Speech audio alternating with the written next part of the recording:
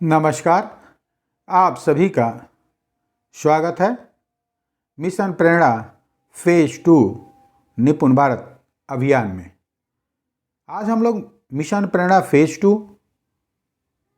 एवं निपुण भारत अभियान पर विस्तार से चर्चा करेंगे, क्योंकि इस पर लोगों के मन में कई तरह के सवाल उठ रहे हैं। तो उस पर हम लोग एक सामान्य चर्चा करेंगे जिससे शंका का समाधान हो सके।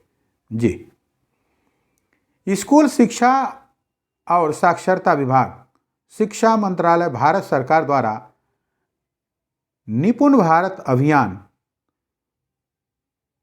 National initiative for proficiency in reading with understanding and numeracy यानी निपुण भारत अभियान शुरू किया गया है। इसके लिए गाइडलाइन जारी किए गए हैं जो इस प्रकार हैं।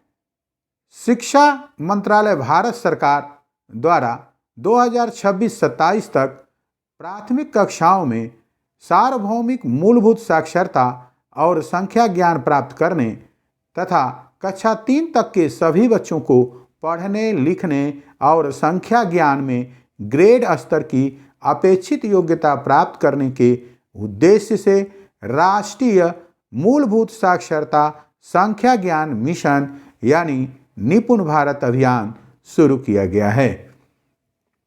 जी, आगे हम लोग देखते हैं। बच्चों के हंसते खिलखिलाते चेहरे। उत्तर प्रदेश में इसे मिशन प्रेरणा फेज 2 के नाम से जाना जाता है, यानी मिशन प्रेरणा अभियान जारी है, इसे अपग्रेड किया गया है। निपुण भारत मिशन के नाम से इसे जाना जाता है, यानी उत्तर प्रदेश में इसे मिशन प्रेरणा फेज 2 निपुण भारत अभियान के नाम से जाना जाता है। इसके क्रियान्वयन के लिए आदेश और निर्देश जारी किए गए हैं। निपुण भारत मिशन का विजन और उद्देश्य क्या है, इस पर चर्चा करते हैं। वर्ष 2026-27 तक प्राथमिक कक्षाओं में सार्वभौमिक मूलभूत साक्षरता और संख्या ज्ञान प्राप्त करना और यह सुनिश्चित करना कि सभी बच्चे कक्षा 3 तक पढ़ने, लिखने और संख्या ज्ञान में ग्रेड स्तर की योग्यता प्राप्त कर लें। दूसरा क्या है कि 3 से 9 वर्ष आयु के बच्चों की अधिगम आवश्यकताओं, अधिगम अंतराल, इसके संभावित कारणों की पहचान तथा स्थानीय परिस्थितियों को ध्यान में रखते हुए विभिन्न कार्य नीतियों की पहल करना। तीसरा है प्री स्कूल कक्षा 1 तक के बीच संबंध स्थापित करने और सुचारू कक्षा अंतरण के उद्देश्य से NCERT द्वारा तैयार किए गए ECCE पाठ्यक्रम फ्रेमवर्क आंगनवाड़ी और प्री प्राइमरी स्कूल दोनों द्वारा अपनाया जाना, ताकि कक्षा 1 में सुचारू कक्षा अंतरण सुनिश्चित किया जा सके। यानी प्री प्राइमरी एवं कक्षा 1 तक के बीच संबंध स्थापित करने और सुचारू कक्षा अंतरण के उद्देश्य से NCERT द्वारा तैयार किए गए ECCE पाठ्यक्रम फ्रेमवर्क आंगनबाड़ी और प्री प्राइमरी स्कूल दोनों द्वारा अपनाया जाना, ताकि कक्षा 1 में सुचारू कक्षा अंतरण सुनिश्चित किया जा सके। लक्ष्य निपुण भारत मिशन के अंतर्गत वर्ष 2026-27 तक बाल वाटिका से कक्षा 3 तक के 100% बच्चों में मूलभूत साक्षरता एवं संख्या ज्ञान का लक्ष्य प्राप्त किया जाना। यानी सभी बच्चे जो कक्षा 3 तक के हैं, बाल वाटिका से कक्षा 3 तक के सभी बच्चे 100% मूलभूत साक्षरता एवं संख्या ज्ञान का लक्ष्य प्राप्त कर लें। इसके लिए घटक कौन कौन से हैं? निपुण भारत के अंतर्गत निर्धारित लक्ष्यों की प्राप्ति के लिए मुख्य घटक हैं, जो इस प्रकार हैं। आगे हम उन पर चर्चा करते हैं जी। 1, लक्ष्य सूची, लक्ष्य और सूची। मिशन के अधिगम ध्येय, यानी क्या उद्देश्य सीखने के लिए बच्चों को निर्धारित किया गया है, इस पर यहां चर्चा करते हैं। बाल वाटिका से कक्षा 3 तक के लिए वर्ष 2026-27 तक मूलभूत साक्षरता और संख्या ज्ञान का अधिगम स्तर सुनिश्चित करने के लिए शिक्षा मंत्रालय भारत सरकार द्वारा निपुण भारत के अंतर्गत लक्ष्य सूची निर्धारित किए गए हैं। लक्ष्य सूची में भाषा और गणित में क्या दिया गया है, इस पर हम लोग चर्चा करते हैं। भाषा में पहले बाल वाटिका के लिए निर्धारित किया, क्योंकि न्यू एजुकेशन पॉलिसी पूरी तरह से हमारे देश में लागू हो चुका है। हमारे प्रदेश में भी इसे लागू किया गया है। अब बाल वाटिका कक्षाओं को विकसित किया जा रहा है, उनके लिए काम इस समय किया जा रहा है। तो अब पहले जो बाल वाटिका के लिए लक्ष्य निर्धारित नहीं था, अब क्या हुआ है कि बाल वाटिका के लिए लक्ष्य निर्धारित कर दिया गया है। क्यों? क्योंकि एनईपी खुद कहती है कि बच्चों के मस्तिष्क का 85% विकास 6 वर्ष की अवस्था से पूर्व ही हो जाता है। यानी एक बच्चे के मस्तिष्क का 85% विकास हो जाता है कब? 6 वर्ष की अवस्था से पहले। और वो 6 वर्ष वाले बच्चे कहाँ हैं? आंगनवाड़ी में हैं, बाल वाटिका में हैं। इसलिए उन बच्चों के लिए भी लक्ष्य निर्धारित कर दिया गया है। क्या लक्ष्य है? भाषा में अक्षरों और संगत ध्वनियों को पहचान लेते हैं, कम से कम 2 अक्षर वाले सरल शब्द को पढ़ लेते हैं। और कक्षा 1 के लिए क्या है कि अर्थ के साथ पढ़ लेते हैं ऐसे छोटे वाक्य जो आय के अनुसार किसी अज्ञात पाठ का भाग हो, जिसमें 4 से 5 सरल शब्द हों, को पढ़ लेते हैं। कक्षा 2 के लिए क्या है कि कक्षा 2 के लिए क्या है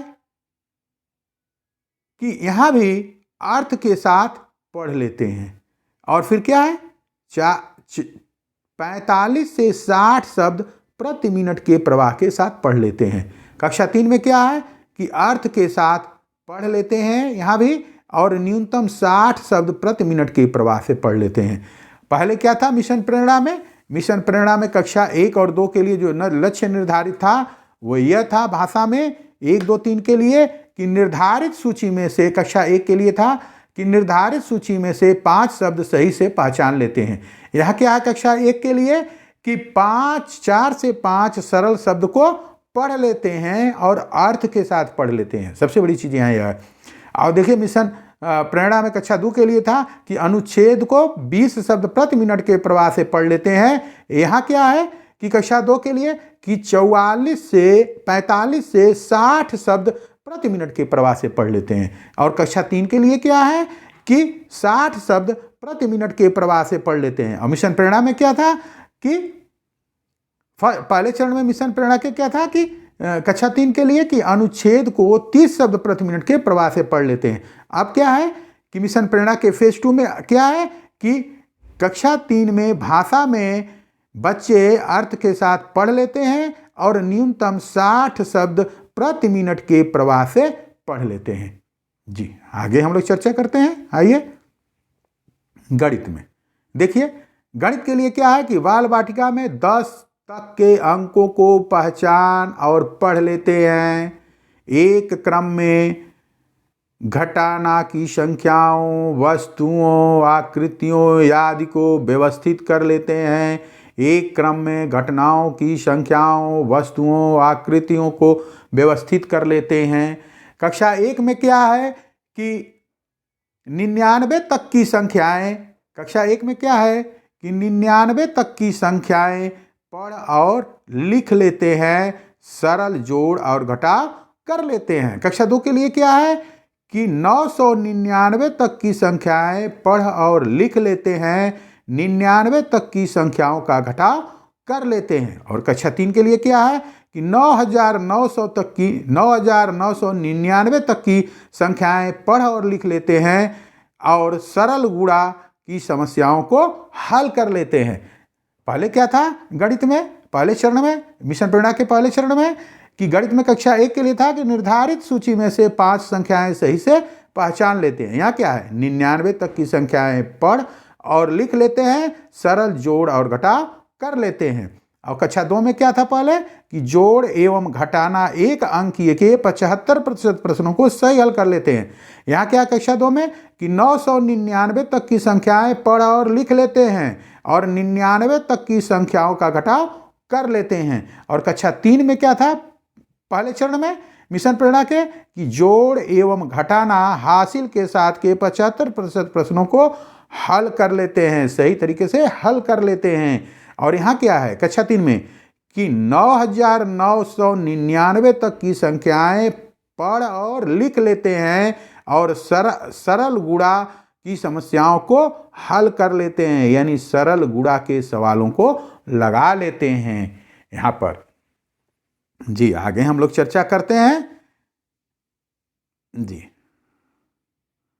देखिए बच्चों के हंसते खिलखिलाते चेहरे मिशन प्रेरणा के पहले चरण में जो 1, 2, 3 और 4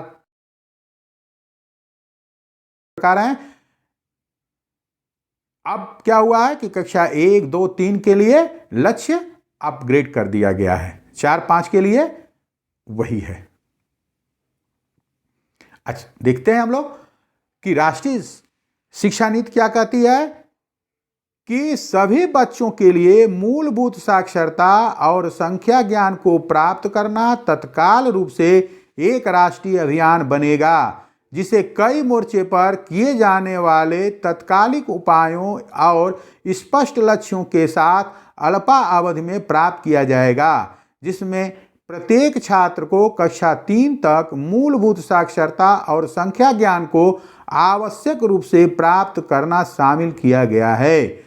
शिक्षा प्रणाली की सर्वोच्च प्राथमिकता वर्ष 2025 तक प्राथमिक विद्यालयों में सार्वभौमिक मूलभूत साक्षरता और संख्या ज्ञान प्राप्त करना होगा। सीखने की बुनियादी आवश्यकताओं अर्थात मूलभूत स्तर पर पढ़ना, लिखना और अंकगणित को हासिल करने पर ही हमारे विद्यार्थियों के लिए बाकी नीति प्रासंगिक होगी। इसलिए मानव संसाधन मंत्रालय यानी इस समय शिक्षा मंत्रालय है के द्वारा प्राथमिक स्तर पर आधारभूत साक्षरता एवं संख्यात्मकता पर एक राष्ट्रीय मिशन स्थापित किया जाएगा। उसके अनुसार सभी प्राथमिक एवं उच्च प्राथमिक विद्यालयों में सार्वभौमिक मूलभूत साक्षरता और संख्या ज्ञान के लिए राज्य या केंद्र शासित प्रदेश की सरकारें 2025 तक वर्ष 2025 तक प्राप्त किए जा सकने वाले चरणवार चिन्हित कार्यों और लक्ष्यों की पहचान करते हुए और उसकी प्रगति को बारीकी से जांच और निगरानी करते हुए अविलंब एक क्रियान्वयन योजना तैयार करेंगी। इसी के तहत इस समय 100 दिन के पठन का अभियान चल रहा है बच्चों को। इससे क्या होगा कि बच्चों की पढ़ने की क्षमता, सोचने की क्षमता, कल्पना की क्षमता, तर्क शक्ति की क्षमता बढ़ेगी। जी आगे हम लोग चलते हैं। देखिए हमारे बच्चे पढ़ते हुए इन सब चीज़ों को प्राप्त करने के लिए, जो हमारे लक्ष्य हैं उनको प्राप्त करने के लिए हम लोग क्या क्या करेंगे, इसके लिए तैयारी मॉडल है तैयार किया गया है कि NCERT द्वारा विकसित कक्षा 1 के विद्यार्थियों के लिए 3 माह के खेल आधारित स्कूल तैयारी मॉडल, विद्या प्रवेश एवं राज्य सरकार की स्थानीय आवश्यकताओं के दृष्टिगत SCERT द्वारा स्कूल तैयारी मॉडल का विकास किया जाएगा। इसके लिए शिक्षकों को प्रशिक्षित किया जाएगा, जो इस समय शिक्षकों के प्रशिक्षण का कार्य चल भी रहा है। जी आगे हम लोग चर्चा करते हैं। हमारी कक्षाएं कैसे संवर्धित हों, कैसे बच्चों का ध्यान खींचें, कैसे बच्चों के सीखने में सहायक हों, इसके लिए ज़रूरी है कि TLM, workbook, print rich material याद के माध्यम से विद्यालय की कक्ष का वातावरण सुधारा जाएगा। आकर्षक बनाना है। शिक्षण अधिगम प्रक्रिया में खेल कूद गतिविधि आधारित शिक्षण को सम्मिलित कर एक समावेशी कक्षा का वातावरण सृजित किया जाएगा। TLM, विभिन्न मॉड्यूल, किट्स, प्रेरणा तालिका का प्रयोग तथा सपोर्टिंग सुपरविजन के माध्यम से कक्षा का रूपांतरण सुनिश्चित किया जाएगा। जी, आगे चलते हैं, हम लोग चर्चा करते हैं।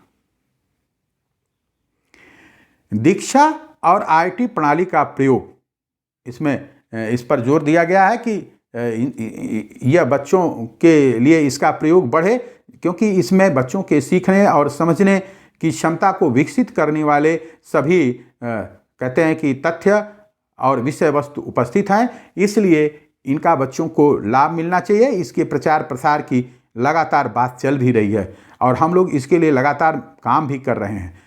छात्र केंद्रित, परिणाम केंद्रित के साथ साथ स्थानीय भाषाओं में अधिगम शिक्षण, कंटेंट के दीक्षा पोर्टल, स्मार्ट क्लासेज, NDEAR को बढ़ावा दिया जाएगा, कि जिसके माध्यम से बच्चे पढ़ सकें और अपने उद्देश्य को प्राप्त कर सकें। जी, आगे हम लोग चलते हैं। इसके लिए क्या होगा कि शिक्षक गण का समय समय पर प्रशिक्षण दिया जाएगा। इस समय उनका प्रशिक्षण प्रस्तावित है, कई जगहों पर प्रशिक्षण कार्यक्रम चल रहा है। अधिगम आकलन यानी सेट की परीक्षा, अन्य परीक्षाओं के माध्यम से बच्चों का आकलन किया जाएगा कि बच्चे किस स्तर पर हैं, उन्हें किस प्रकार के सहयोग की ज़रूरत है। पुस्तकालय हमारे जो बच्चों के पढ़ने और सीखने में सहायक हैं। इसके अलावा समुदाय की सहभागिता सबसे महत्वपूर्ण है, जिस पर जोर दिया गया है कि इसमें हम अपने लक्ष्यों को प्राप्त करने के लिए सभी बच्चों को साक्षर बनाने के लिए सभी बच्चे हमारे कहते हैं कि संख्या ज्ञान और साक्षरता को अच्छी तरह से हासिल कर लें। इसके लिए समुदाय का सहयोग, विद्यालय प्रबंध समिति का सहयोग लिया जाएगा। जी, आगे चलते हैं हम लोग।